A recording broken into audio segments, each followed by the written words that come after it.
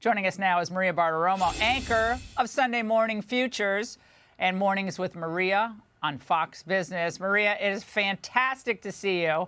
It is so great to be with you, Laura. Thank you.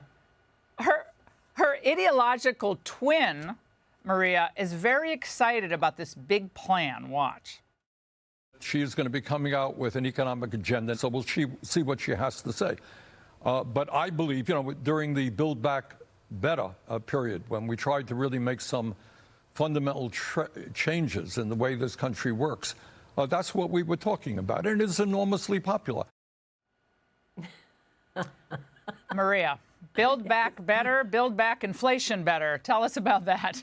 Well, you're right, Laura, and I love your angle because we are about to go into this week of the Democrat National Convention where it's going to be all about the cool kids, right? You're going to have Hollywood, celebrities, Obama, Clinton, all there celebrating the Democrat agenda. And I think that is exactly what it is. It's pieces of Build Back Better, it's pieces of the Green New Deal, and it's pieces of, as the Wall Street Journal calls him, the Minnesota tax and spend model, which is Tim Walz. Look, right now you've got real cracks that are evident in the economy. Today we saw more cracks in the consumer.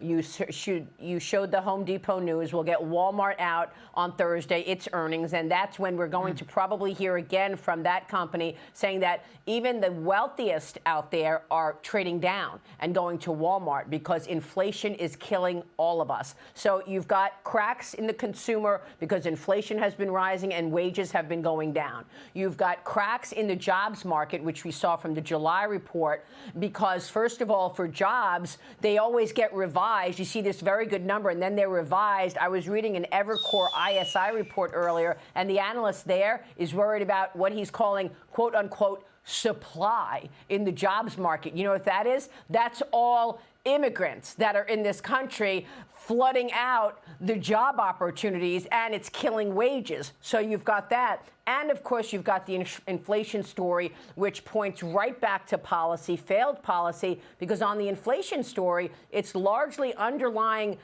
energy prices, and that's the green agenda, the climate change agenda, shutting down fossil fuels, disaster, causing energy prices to be elevated. Oil prices are underneath everything because of the cost of transportation. They won't admit that next week in the Cool Kids conference, but I'll tell you, this is what the average American is feeling.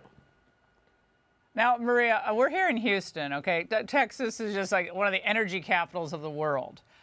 Yet the Democrats under Biden and Harris banned more drilling and more exploration on federal lands, right? Just completely shut that down. That's right. That really put pressure on our supply. And now we're going to Venezuela. Obviously, Iran is getting rich off of this, off of the new, desire to get oil from other countries. I mean, this is just insanity.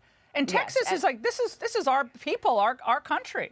Right. And, President Trump calls it liquid gold that we're sitting on. And that's why that's his number one issue in terms of, getting to sustained economic growth, because it does two things. If you actually tap into the economic capacity that we have with regard to oil and gas drilling in this country, you're doing two things. Number one, you're creating new jobs, and these are high-paying jobs. These are skilled jobs. And number two, you're putting more oil on the market, which is obviously a supply-demand situation. That's going to pressure oil prices down, and that's going to help inflation. That's why he's always saying drill, baby, drill. And the fact that she's going now on Biden's budget, you have to believe that her economic plans are going to mirror Joe Biden. And Joe Biden told us what he wants to do at the end of the summer, right? At the end of the spring, he said $7.25 trillion budget, and that includes $5.5 trillion of new taxes. Tim Walz, here's what the Wall Street Journal says about Minnesota, has long boasted the highest taxes in the Midwest, including a top income tax rate of 9.8%. And only New York and Oregon have a higher upper middle class tax. They also have a death tax. So, Laura, after you pay your whole life of all of these highest taxes in the nation in Minnesota, then your heirs will pay 16% for their death tax in Minnesota. So you don't want to die in Minnesota. You got to move out of Minnesota to Texas or Nevada or Florida or Tennessee or like one of the Idaho or one of the other. Maria, let me just say I'm such a huge fan of yours. I love your show. You're one of the smartest minds on television and business, and I want you to come on more because I just love this conversation. I could spend an hour Right back at you, Laura. I'm watching you every night. It's my honor to be with you tonight because I'm usually on the other side of the TV watching you. Thank you so much.